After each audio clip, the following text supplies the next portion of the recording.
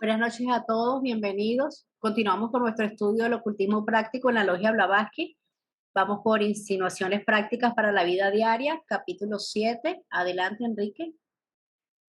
Muchas gracias, bienvenidos a todos. Efectivamente, vamos a iniciar el final del libro, que es el capítulo 7, y estamos próximos ya a terminar, recordando que este es un estudio que tratamos de ampliar con comentarios de ustedes y lecturas eh, que sirven como apoyo. También derivan de las cartas Mahatma. Precisamente el 60% de lo que aquí se habla tiene que ver con las cartas Mahatma y con otros libros como el Bhagavad Gita, la clave de la teosofía, etcétera. Entonces vamos a dar inicio este día a este último capítulo del libro. Y dice así: nada más valioso para quien lo necesite que un excelso ideal que amolde sus pensamientos y emociones de suerte que regule lo mejor posible su conducta. Si así se esfuerza para llegar a ser, más bien que aparecer como su ideal, no fracasará en el empeño de acercarse cada vez más a él. En ética, un ideal es un principio o un valor que se plantea como un modelo de perfección a seguir. Por ejemplo, un padre de familia se forja en su mente, en su pensamiento, el ideal de tener una familia armónica, eh, progresista, eh, bien integrada, etcétera, etcétera, ¿no? Entonces, este padre de familia, eh, si, si actúa sinceramente, no desiste de su ideal, entonces trabajará arduamente para alcanzar ese objetivo de tener esa familia como él la ideó, ¿verdad? Entonces, desde ese punto de vista, cada uno de nosotros, una vez que estamos estudiando eh, esta parte de la filosofía esotérica, aunque no estemos todavía propiamente haciendo estudios profundos sobre el ocultismo. Solamente estamos viendo la parte que podemos comprender porque nuestro desarrollo espiritual todavía no nos da la posibilidad de alcanzar esos niveles, sobre todo refiriéndome a mi persona. Quizá alguno de ustedes ya pueda tener esa posibilidad, pero mientras tanto, en términos generales, la humanidad no está preparada en general para poder alcanzar este objetivo a través del ocultismo. Sí, desde luego, existen seres humanos que lo están haciendo hoy en día, que eh, son personas, son seres humanos que ya están más avanzados que la generalidad de la humanidad. Entonces, ya están en posibilidades de tener acceso a estos conocimientos y de practicarlos. Recordemos que nosotros únicamente estamos viendo la parte más superficial y qué bueno que así es porque si no estamos preparados no podemos arriesgarnos a lanzarnos a un río lleno de peligros, ¿verdad? Entonces es esto fundamentalmente de lo que se trata. Bien. Eh, Los más altos ideales de la humanidad siempre han sido la justicia, la paz y la libertad. Eso desde que estamos en edad escolar y ya cuando crecemos nos damos cuenta de que efectivamente así es. Siempre la humanidad lucha por estos valores, eh, sobre todo cuando ya no hay egoísmo, sobre todo cuando ya la mente es clara y el ideal surge como una necesidad no para uno mismo, sino para los demás, ¿verdad? para otorgarle esa libertad, para otorgarle esa paz y esa justicia a los demás. Y por eso tenemos grandes líderes sociales a lo largo de la historia. Son ellos los que se han encargado de enaltecer estos valores, de ponerlos a la vista de aquellos que no estamos capacitados para poder luchar efectivamente por ellos, porque ellos ofrendan su vida por ese ideal.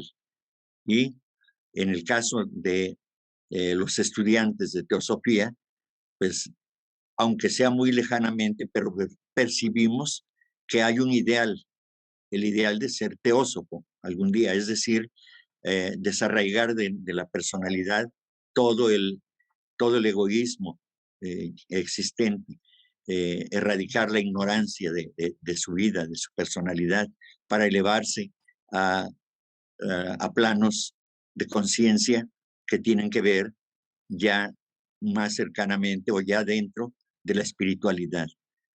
Eso es lo que pretendemos aquí. Nuestro ideal debe ser, nosotros que estudiamos teosofía, nuestro ideal debe ser llegar a ser teósofos, es decir, sabios. Esa es la palabra en la sabiduría divina, ser practicantes de esa sabiduría divina. Eso es lo que, ese es el anhelo, que quizás sin que nosotros en la conciencia de la personalidad lo entendamos, pero estamos aquí porque la conciencia superior nos está trayendo a este punto, precisamente porque el ser superior sí lo sabe, el ser superior no se desvía y entonces nos va impulsando a las personalidades que somos ahora, nos va conduciendo, nos lleva a donde debemos estar. No es una cosa casual. Hay causas que movimos en el pasado y que hoy están dando sus frutos. Y ese es el fruto del pasado, de lo que sembramos ayer. Por eso estamos aquí. Y como coincidimos en esto, entonces quiere decir que todos nosotros hemos tenido ese ideal desde antes. Y eso es lo hermoso, saber que hemos tenido otra vida en la que ya hemos atisbado, ya nos hemos asomado, hemos, como se dice, levantado un poquito el velo, que también nos han hecho favor la señora Blavatsky también, y otros grandes pensadores, Platón, Sócrates, eh, los, los grandes seres como el Señor Jesucristo, el Señor Buda, etcétera. Entonces, nosotros estamos abrevando de ahí, estamos, eh, digamos, saboreando el néctar de esa enseñanza. Falta que la pongamos en práctica. Eso para que se cumpla el alto ideal que perseguimos de convertirnos en seres humanos no egoístas, en seres humanos no orgullosos, sí generosos, sí altruistas. Eso es lo que hace falta. El, la cuesta es muy empinada, es muy forzada. ¿Por qué? Pues porque nosotros hemos hecho un trabajo con denuedo, con persistencia, para ponernos obstáculos. Y esos obstáculos están ahí, ya los pusimos ahí, ahora nos corresponde derribarlos para poder alcanzar la meta, el alto ideal que tiene el yo superior, de alcanzar a la divinidad, convertirse en un ser divino, consciente, desde luego, no de pensamiento solamente, sino actuante, con el poder totalmente desarrollado. Eso es lo que eh, trata de hacer ese sí superior, esa mente superior. Y hay que despojarse de esas cadenas, de la materia, de todo lo que conlleva a los deseos de poder, a los deseos de dominar a los demás, de riqueza material y todo ese asunto que eh, pues una y otra vez tratamos de desapegarnos, pero como la materia es tan densa y nuestras almas todavía poco entrenadas, entonces sucumbimos una y otra vez y sufrimos y lloramos y nos levantamos porque el espíritu nos levanta y volvemos al ataque. Y así vamos, como como la mariposa o como la mosca que se estrella una y otra vez en el cristal, que lo percibe, pero que no sabe cómo eludirlo, ¿verdad? Entonces, es de esa manera que nosotros, a nuestro modo, cada quien, porque cada quien tiene su modo de hacer las cosas y cada uno de nosotros habrá de sortear esos obstáculos de acuerdo a su desarrollo, de acuerdo a su intelecto, de acuerdo al valor que tenga para enfrentar todas estas condiciones que hoy ciertamente padece la mayoría de la humanidad. Entonces, de eso se trata, ¿sí? De erradicar de nuestra mente, de nuestro ser, el egoísmo, la vanidad, el orgullo, que son de los más grandes escollos que tenemos, el egoísmo, ¿verdad? Entonces, en la vida encontramos ese amplio campo de posibilidades, por ejemplo, para el servicio a los demás, practicar el altruismo, de tal manera que poco a poco vayamos reconociendo con humildad que nos falta mucho, todavía mucho por aprender y poner en práctica. Entonces, de eso se trata, para que algún día podamos vestirnos con la gloria de ese ideal que perseguimos hoy y desde ayer. Así es. Entonces, eh, les pregunto si tienen algún comentario que hacer a lo ya dicho.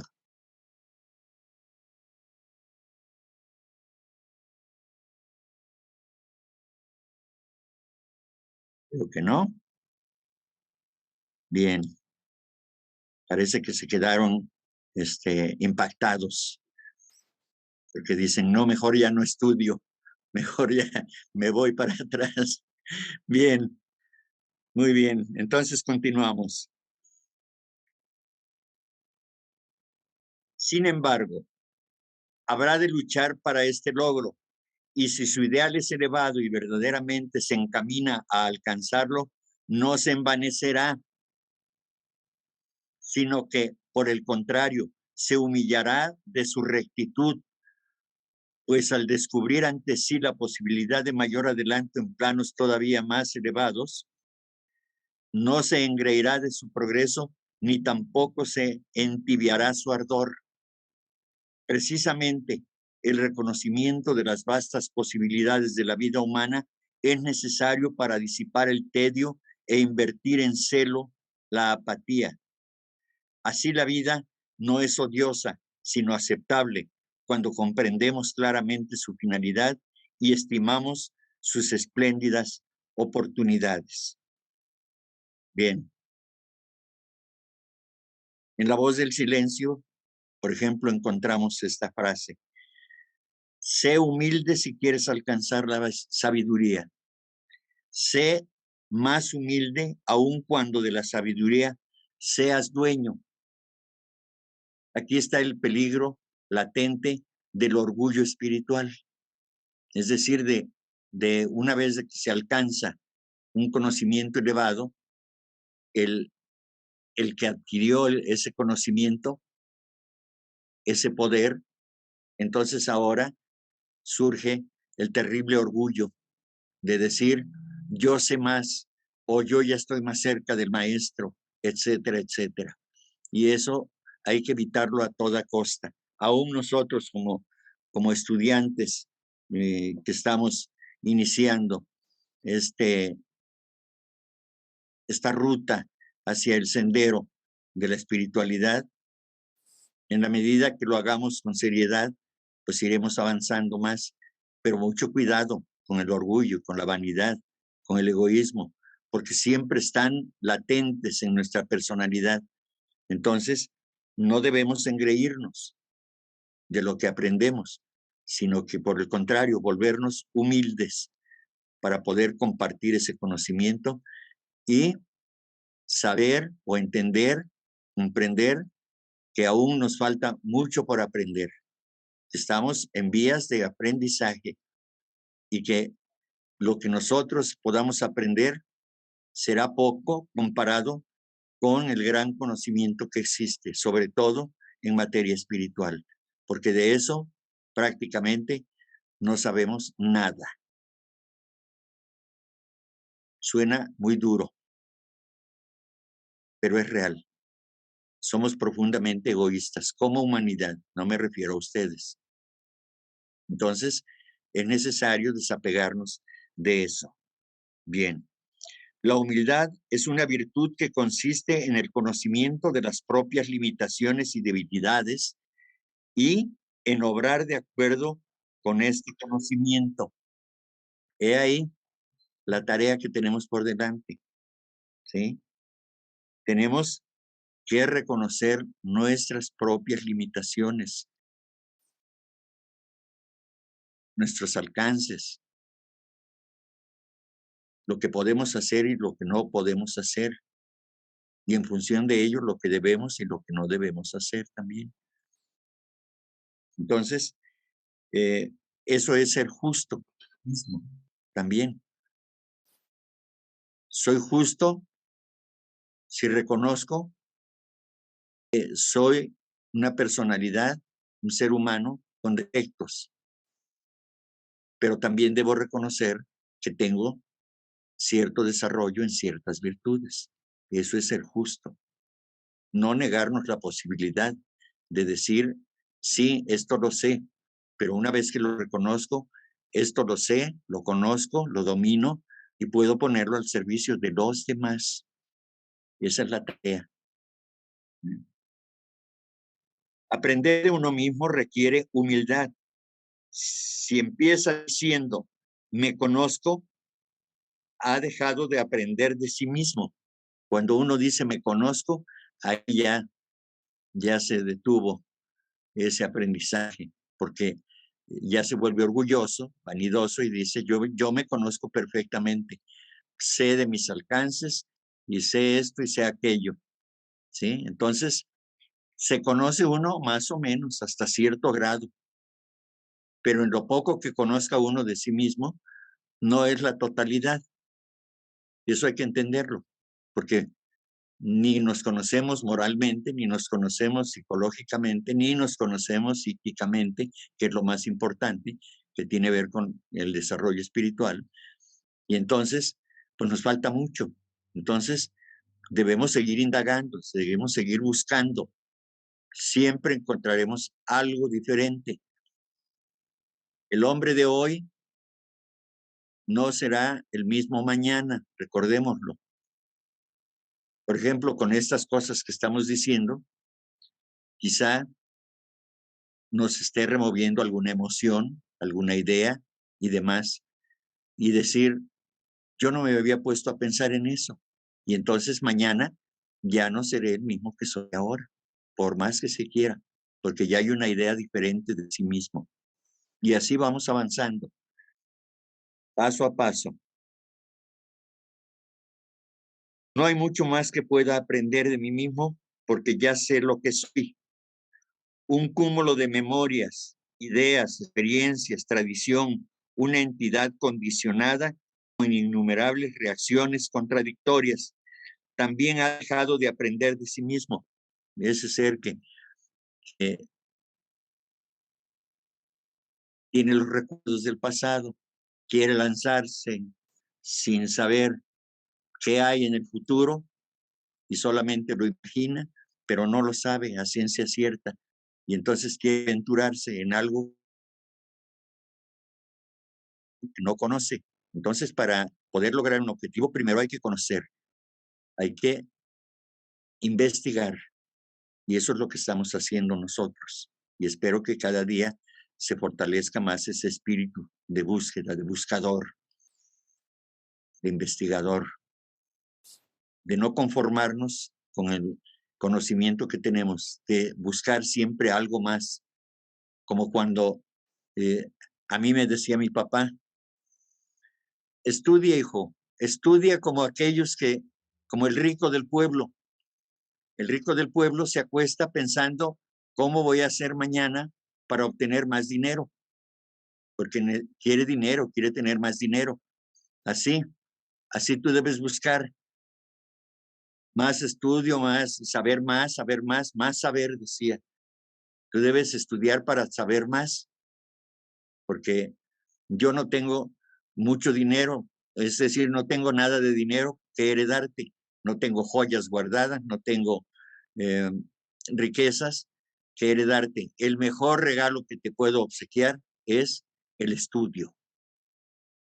Eso me lo dijo un ser humano que era analfabeta, que nació en 1900 y que sin embargo se nota que era un alma más avanzada, ¿verdad? Entonces, el conocimiento intelectual podemos observar que no tiene mucho que ver o no tiene nada que ver con la evolución de espiritual, ¿sí?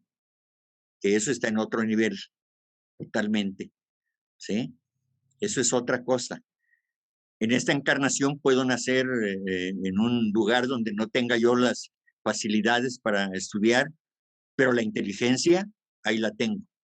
Eso no se acaba, ¿sí? Una vez de que uno desarrolla el intelecto en esta vida, en la próxima vida, todo eso, esa riqueza adquirida en conocimiento, en poder intelectual, estará con nosotros nuevamente. No se pierde nada, ¿no? Entonces, esto es muy importante que lo tomemos en cuenta. La humanidad es un estado de la mente que nunca adquiere, que nunca dice, ya sé. El maestro Moria dice, aquel que está deseoso de aprender cómo beneficiar a la humanidad y se cree capaz de leer el carácter de otras personas, debe empezar antes que nada por aprender a conocerse a sí mismo y apreciar su propio carácter de acuerdo a su propio valor. Ahora, ¿qué valor nos vamos a dar?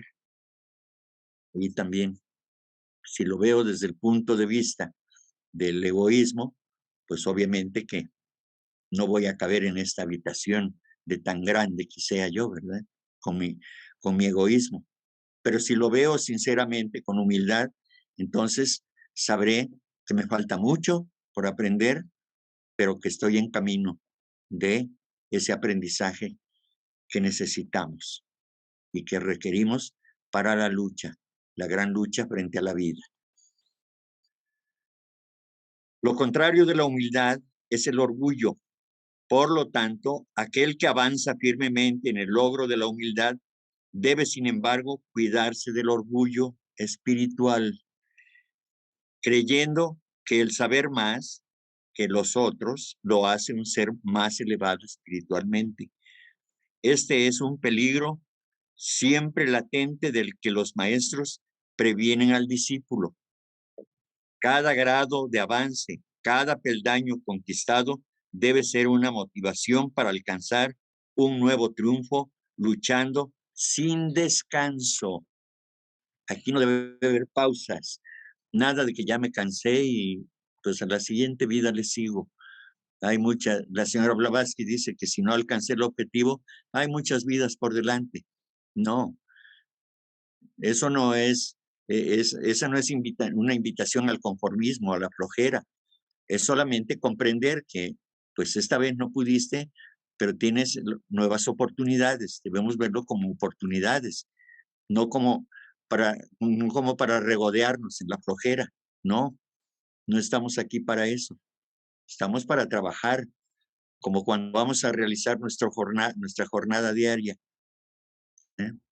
Sí podemos cansarnos, pero sabemos que hay un objetivo y hay que alcanzar el objetivo.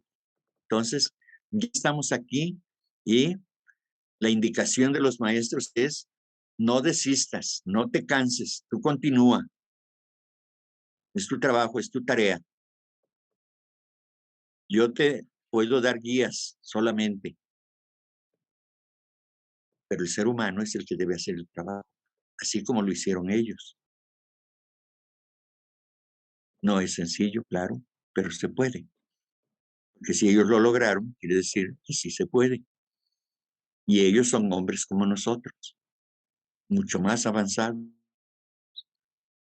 pero son el ejemplo Si quisiéramos tenerlos como un ideal a los maestros, pues podemos tenerlos, pero necesitamos conocer su vida. Y un ejemplo es la vida del Cristo histórico, ¿verdad? Ahí está. Hay que leer entre líneas el mensaje en los evangelios. Ahí está. Hay que tratar de comprender con humildad, con sinceridad, eso que está en la Biblia y decir si puedo o no puedo, o puedo hasta aquí. Y eso es lo que importa, la intención que tengamos para salir adelante, para luchar no contra los demonios de allá afuera, no, con los demonios que yo creé, con mis propios obstáculos, con mi personalidad, con lo egoísta que soy, con lo vanidoso, con lo orgulloso, con lo creído, engreído. Con eso es contra lo que debo luchar. Se ha dicho que Dios y el diablo conviven en el ser humano. Ahí están los dos. Pero el diablo no es el que te hace pecar, es el que te impulsa a que avances, el que te reta a vencer los obstáculos. El diablo no es el obstáculo, el diablo es el que nos ayuda a salir adelante. Lo digo el diablo, quiero decir el mal que está en nosotros. Contra ese es contra el que debemos luchar. El diablo no es una persona, no es el ente eso, con patas de cabra y cola de no sé qué y cuernos y demás. Ese no, yo en ese no creo. Sí creo que existe el mal que está en mí y con él, contra él, tengo que luchar. Bien, entonces, hasta aquí mi comentario y ahora Carolina tiene la mano levantada. Te escuchamos, Caro. Gracias, Enrique. No, como decía, que hay que estudiar para saber. Y ese saber tenemos que usarlo con prudencia, que nos permita aplicar esos conocimientos en la práctica del bien. Además, debemos tener templanza para ordenar nuestro interior y así poder mantener conductas equilibradas y tener ese comportamiento interior, esa humildad que nos comentábamos, que nos permite estar en la presencia de la divinidad. Y con lo que comentabas con respecto al diablo, que hay que verlo más bien es como una fuerza que está desequilibrada o una fuerza que está mal aplicada, así lo entiendo más o menos yo. Gracias. Gracias, Caro. Muy claro, muy sencillo de entender lo que nos acabas de decir. Adelante, Carlos. Gracias, buenas noches, saludos a todos. Me interesa bastante esa parte que dice, precisamente el reconocimiento de las vastas posibilidades de la vida humana es necesario para disipar el tedio e invertir en celo la apatía. Eso es muy interesante para que no nos cansemos del estudio, no nos cansemos del poco avance o de alguna traba que pueda haber en el camino, sino más bien muchas posibilidades de la vida, creo yo. Pero tú puedes tener algún otro comentario más amplio. Simplemente eso, gracias. Sí, gracias. Pues muy importante lo que acabas de decir. Yo lo dije en otras palabras y efectivamente, pues así es, no debemos cansarnos. Ya, hay que invertir nuestra energía precisamente en contra de ese tedio, ¿sí? Y llenarnos de entusiasmo y continuar por la lucha que estamos sosteniendo. Repito, no con nadie de afuera, sino con nosotros mismos. Gracias, Carlos. Adelante, Pati. Hola, buenas noches. Aquí me surge una idea principal que el hombre tiene que estar equilibrado, tanto mental, emocional y obviamente en la forma de actuar, porque a través del pensamiento, palabra y acción puedes encuadrar tu vida hacia los ideales que tienes establecidos, ¿no? Pero también hay que considerar que dentro del ser humano también tenemos luz y oscuridad. A veces resalta más la oscuridad en nosotros para poderla convertir en luz y poder aprender de ella, ¿no? Y poder transmutar y ser una mejor persona. ¿Sí? De acuerdo totalmente. Todo lo que dijiste está acorde con lo que hemos estado comentando. Efectivamente, nos corresponde a nosotros hacer ese trabajo. Gracias, Pati. Adelante, hermano. No sé tu nombre. Mi nombre es Carmelo Peniche. Bien. ¿Me escuchan? Adelante, Sí. Carmelo. Sí, mi pregunta es que como nosotros somos la mayoría almas viejas que hemos venido de reencarnación en reencarnación, ¿por qué no recordamos, no tenemos esa sabiduría para poder nosotros guiarnos en el camino, en la senda? Sí, de hecho, sí lo recordamos. Que no tengamos todavía la fortaleza de poder actuar bajo aquello que hemos aprendido en otros tiempos, es porque falta ese desarrollo, ese desarrollar el poder de la voluntad, o en la esfera moral, por ejemplo, o ética, sabemos que algo no debe hacerse porque está mal, pero caemos. Y entonces viene el remordimiento, porque todavía no hemos desarrollado el carácter, no hemos desarrollado esa fortaleza que nos permita sí identificar esa situación. Esto es algo que no debo hacer y sin embargo lo hago. Y entonces, cuando ya se fortalece uno, ya ubica uno el problema y trabaja uno para vencerlo, hasta que finalmente se logra vencer. ¿Sí? Entonces, yo creo que sí recordamos, como yo dije hace un rato,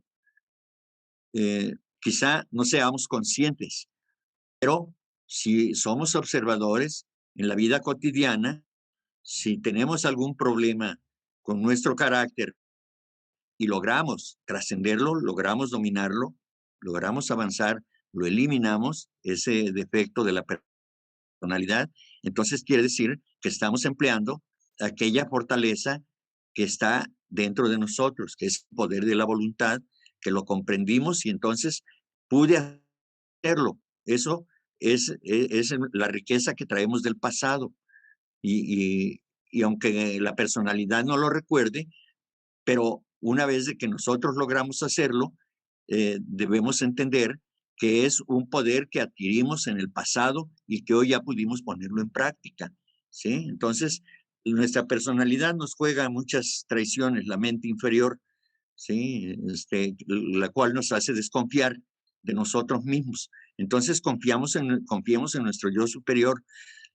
Todo lo que tratemos de hacer, si lo hacemos de manera sincera y logramos vencerlo, es porque ya hemos desarrollado ese poder anteriormente y hoy debemos seguir fortaleciéndolo de la manera práctica, practicando aquello que queremos, que creemos, que ya sabemos y que por algo se presentan en la vida y son las cosas que aparecen porque las sembramos y hoy es nuestro reto vencerlas. Eso es lo que yo pienso, hermano. Carmelo.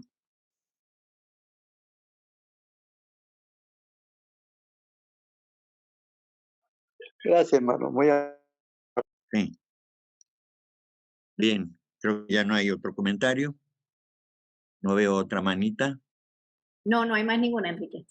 Bien, continuamos entonces ahora con el punto C. Dice, el más recto y seguro camino para llegar a este elevado plano de la conciencia es el ejercicio del altruismo, tanto en pensamiento como en acción. Bien. Hay una declaración del Mahachohan que dice lo siguiente: no es el propósito determinado e individual de conseguir uno mismo el nirvana, la culminación de todo conocimiento y sabiduría absolutos. Eso significa el nirvana. Es un estado elevadísimo de conciencia, permanente. Es contrario a lo del samadhi, que eso es temporal. ¿Sí? Pero el nirvana es un estado de conciencia muy elevado, espiritual, permanente. ¿Sí? Bien. Lo que después de todo es un egoísmo exaltado y glorioso. Vean lo que dice el Mahachohan.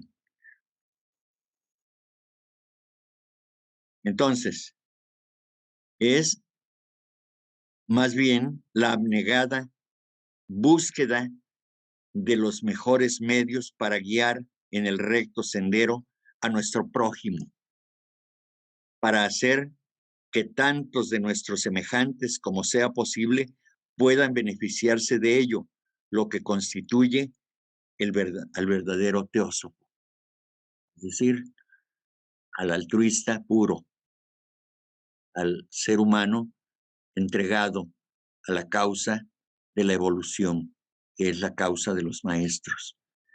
Entonces, no se trata de conseguir uno mismo. El objetivo no debe ser para nosotros como estudiantes el alcanzar una iniciación, por ejemplo. Nos estamos preparando para el servicio y el servicio nos va a acercar a una iniciación, a la primera iniciación. Pero no debemos pensar que por hacer el bien a otros, eso nos va a acercar. Al contrario, eso nos alejará de la meta que estamos persiguiendo. Debemos ejercer el altruismo sin esperar recompensa. No estar pensando en que una vez que esté yo en un estado de gloria, de beatitud, entonces pueda yo servir a la humanidad. No. Aquí en este momento, con todos los defectos, y seguramente cada uno de ustedes lo hacen, en algún momento lo hemos hecho.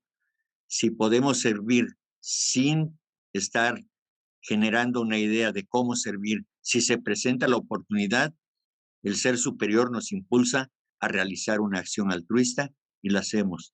Y si lo hacemos sin un interés de recibir algo a cambio, adelante. Eso es muy importante. Pero no debemos estudiar para alcanzar una iniciación. Debemos prepararnos para servir. Ese debe ser el ideal que tengamos nosotros.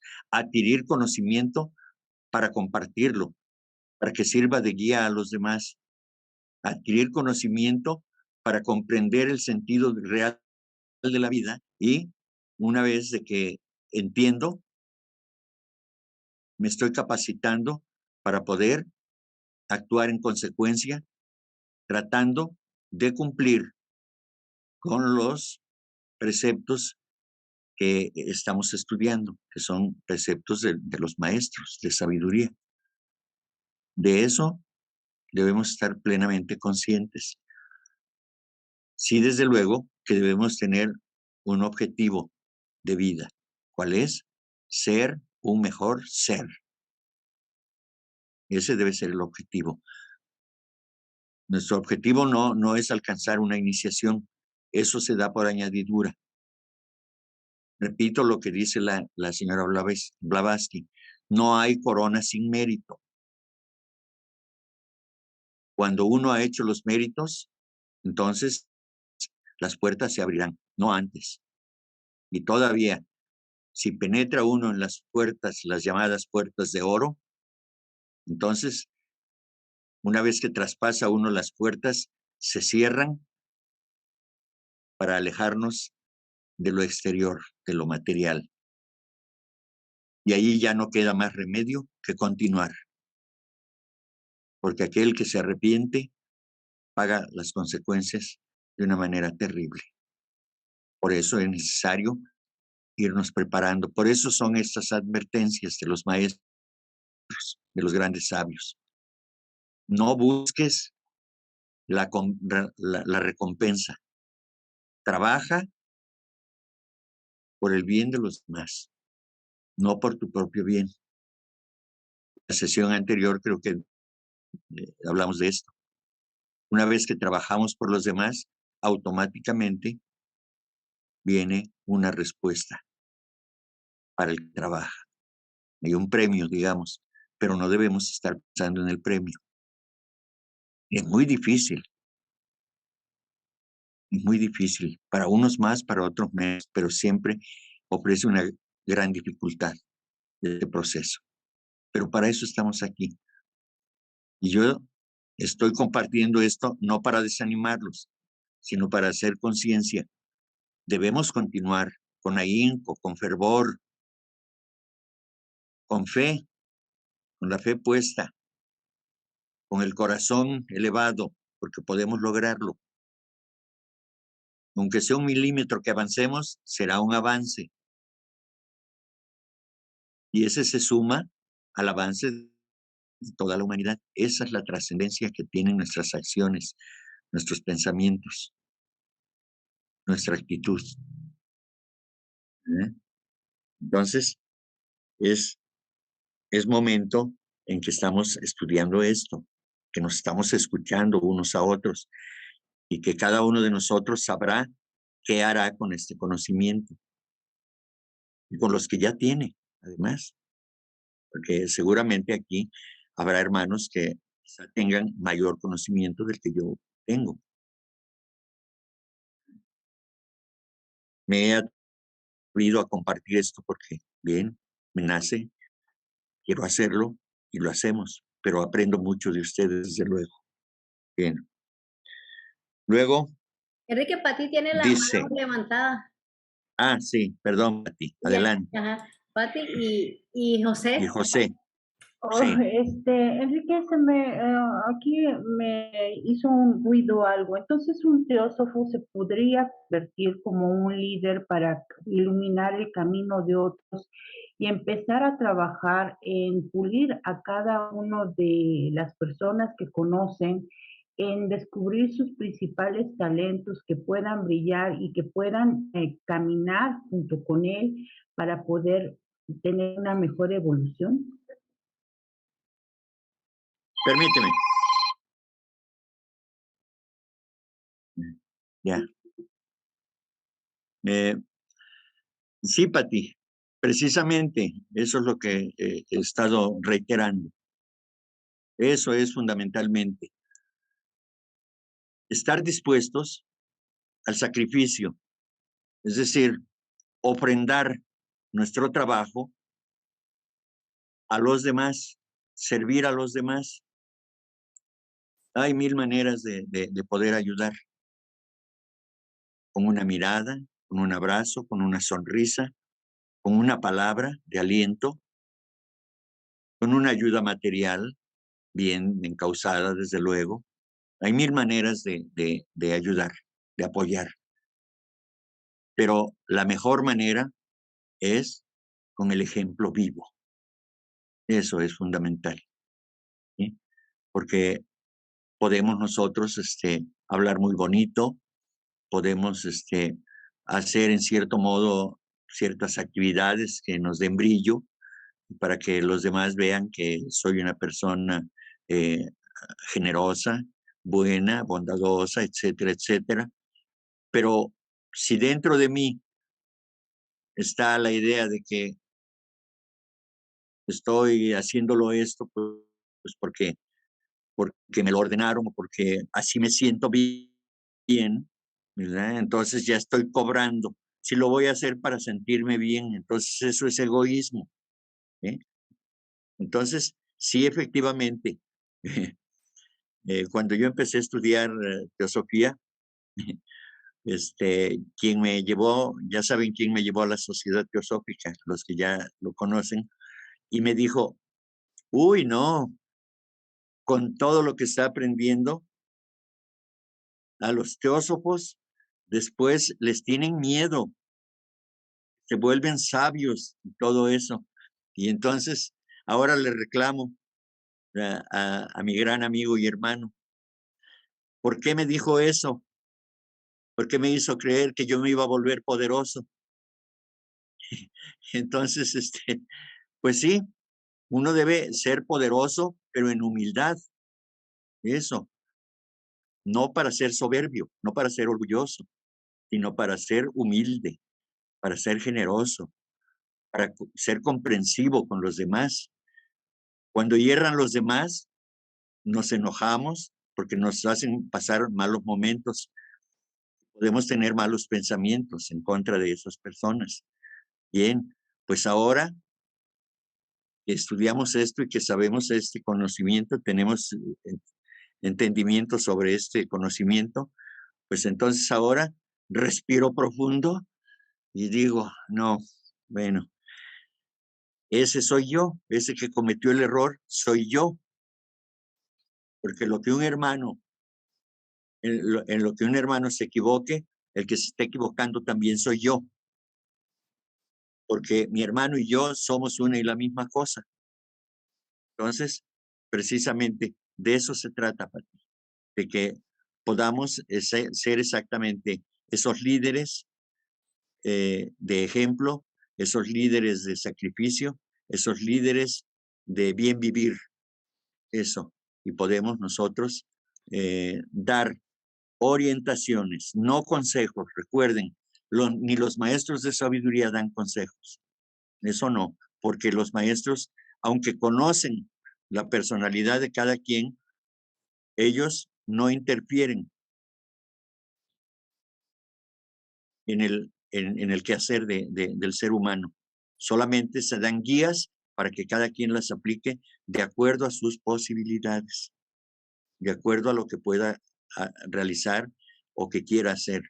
Lo demás, en lo demás no debemos meternos nosotros.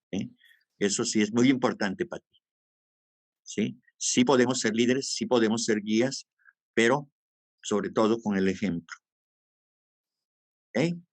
Gracias. Gracias, Pati.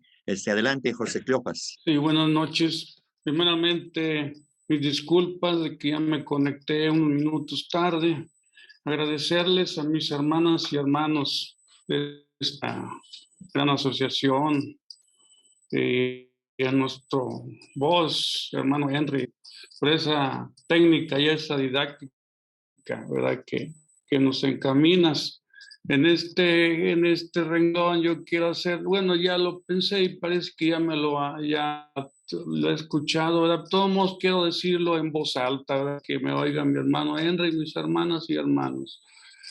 Conciencia del ejercicio del altruismo, y creo que esto es muy importante en este tipo de acciones para nosotros como estudiantes que empezamos, ¿verdad? Principalmente porque podríamos caer hasta en alguna trampa para seguir evolucionando.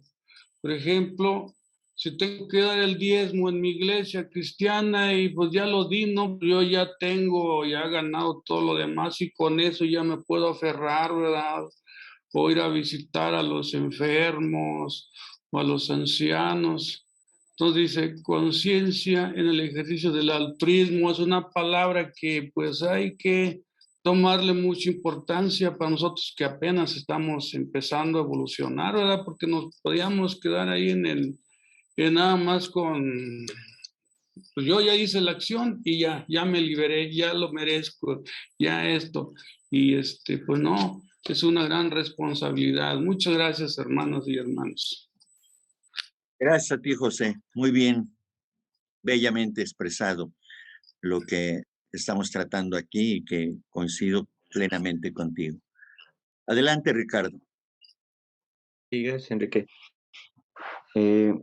Hace rato que te escuchaba acerca de, por ejemplo, del orgullo espiritual, de lo fácil que es caer en este tipo de trampas, ¿verdad? De nuestro ego inferior cuando queremos o aspiramos a evolucionar espiritualmente hacia arriba, hacia hacernos más virtuosos, como decías, más amorosos, más altruistas. Se me ocurre que tal vez una herramienta muy poderosa para tratar de combatir eso es pensar en hacer esto por cumplir con un bien, ¿no? Finalmente un bien como humanidad que somos. Y otra que se me ocurre es, en lugar de, como decías, si por ejemplo detectamos que nuestro prójimo se equivoca y podemos estar conscientes de esa equivocación, o incluso nosotros, ¿no? Si nosotros podemos ver en nuestro día a día cuando nos equivocamos, tener esa humildad, como bien dices, de decir, ya me equivoqué, pero siempre hay una oportunidad para hacerlo mejor. Siempre hay una oportunidad para levantarme y es también mi trabajo hacerlo mejor, para mí y para la humanidad.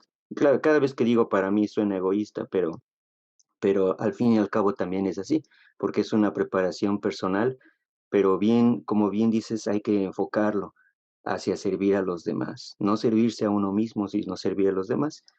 Y también como comentario se me ocurre, por ejemplo, puede abrir una puerta a la compasión, siempre y cuando también podamos cultivar un poquito más de compasión para nosotros y para los demás. Ejemplo, cuando notemos que nosotros nos caemos, que nos equivocamos o que nuestro hermano se equivoca, se cae, tener esa mirada, ese corazón compasivo y decir, ok, creo que todos estamos haciendo lo mejor que podemos en este devenir de nuestras vidas, ¿no? Cada uno de nosotros estamos en un estadio de evolución más alto, más bajo. Creo que al final eso no importa. Sí tenemos que aspirar hacia lo más alto, desde luego, pero tener ese corazón compasivo de decir, mi hermano se equivocó, yo me equivoco también. Y ayudarnos porque finalmente es una manera de no desaprovechar esta enorme oportunidad, la escuela de la vida. Yo siempre pienso todos los enormes, me imagino, y creo que es así, lo siento, los enormes esfuerzos que hace la naturaleza, el universo para tenernos vivos hoy. Los budistas hablan de la preciosa vida humana, y es así. Hay que regocijarnos de que hemos llegado hasta acá, de que estamos hoy aquí tratando de ser más conscientes, más virtuosos, más amorosos. Tenemos un gran camino recorrido, pero no nos podemos dormir, ¿verdad? Es una gran responsabilidad. Si tenemos los ojos un poquito más abiertos, como decías, el velo un poquito más levantado que mi hermano, pues ahí está también mi responsabilidad de impulsarlo y de jalarlo conmigo, ¿no? Este, un montón de cosas, pero creo que pudieran servir esas herramientas cada vez que nuestro ego nos quiera contar unos cuentos ahí de que tú sabes más, de que tú eres más sabio, de que tú eres teósofo, de que de tantas otras cosas que nos pueden desviar de nuestro objetivo. Gracias, Enrique. Gracias a ti por tus comentarios siempre atinados, Ricardo. Y recordemos que aquel que sabe más tiene en sus hombros mayor responsabilidad.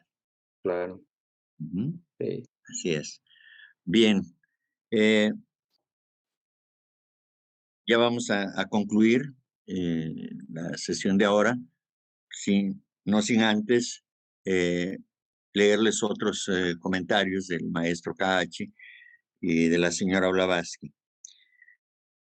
Dice, has de vivir para los demás y con ellos, no para ti ni contigo. Es una frase del maestro Cahachi. Y entonces el comentario es, el servicio desinteresado debe constituir nuestro más elevado ideal. Luego otro comentario del maestro Cahachi. Dice, el ocultismo no es la adquisición de poderes o la búsqueda de la felicidad, porque su primer paso es el sacrificio y el segundo, la renunciación. El sacrificio es la ofrenda que se hace hacia los demás. La renunciación es la renunciación a la búsqueda de la recompensa. ¿Verdad? O sea, es renunciar al egoísmo.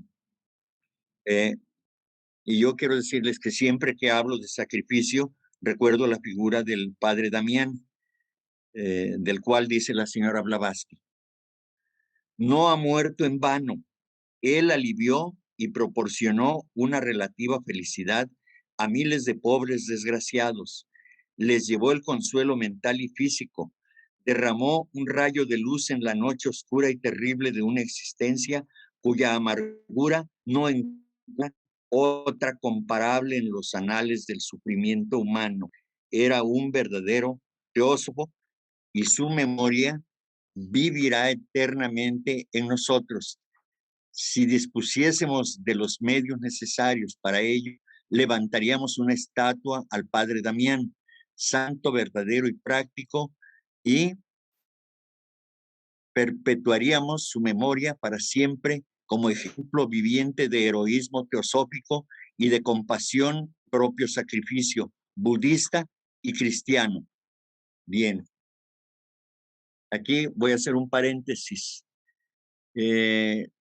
La siguiente sesión volveremos a retomar el asunto del padre Damián y le voy a pedir a Caro, ya en su momento, que preparemos algo. Hay unos videitos cortos acerca de la vida del padre Damián, del que tuvo en tan alta estima la señora Blavatsky, y que es el héroe nacional de Bélgica, porque él fue belga, y es uno de los pocos, si no es sí, uno de los pocos héroes nacionales que no es héroe por haber ido a una guerra, sino por haber acompañado a los leprosos en la isla de Molokai, en Hawái, a los cuales les sirvió desde muy joven, y él sabía que se iba a enfermar de ello y que iba a morir de esa misma enfermedad, pero sin embargo tuvo el valor espiritual, el valor moral, el valor físico, todo ese valor concentrado en su persona para poder auxiliar, como dice la señora Blavatsky, a esos pobres desgraciados, a los leprosos, que ya no tenían esperanza de vida, pero que él les llevó la esperanza del espíritu. Entonces, la siguiente sesión iniciaremos con parte de la vida del padre Damián. Hay dos películas que yo conozco relativas a la vida del padre Damián. Entonces, si quieren verlas, búsquenlas así, como la vida del padre Damián, por ejemplo. Hay una que es muy antigua, de los 50, algo así, o desde antes. Hasta está de muy mala calidad la película, ¿no? Pero hay otra más moderna, creo. Entonces, buscarla también. Y si quieren empaparse, nada más busquen en YouTube, esa la vida del padre Damián. Hay resúmenes de su vida en video que no van más allá de 20 minutos en algunos casos, pero que es una síntesis muy clara acerca de la vida del padre Damián, un verdadero teósofo, el cual fue admirado por la señora Blavatsky. Hoy, desde luego, hay quería comentarles que la Iglesia Católica, porque fue un padre católico, finalmente creo que tardó como 100 años para que lo hicieran beato, ¿sí? Juan Pablo II, y ya después el propio Juan Pablo II o Benedicto, creo, fue quien ya lo hizo, ya lo hizo santo. Recordarles que aquí en Teosofía el santo no es el que hace milagros, el santo es el que tiene un comportamiento altruista, una vida pura en intención y en acción y en todo. Ese es un santo, no necesita que lo califique nadie. El santo es por sí mismo, no requiere del apoyo de iglesias, de líderes, de nadie. El santo es santo por sí mismo, por su acción, por sus acciones, por su trabajo, por su desarrollo interno espiritual. Eso es un santo, ¿verdad?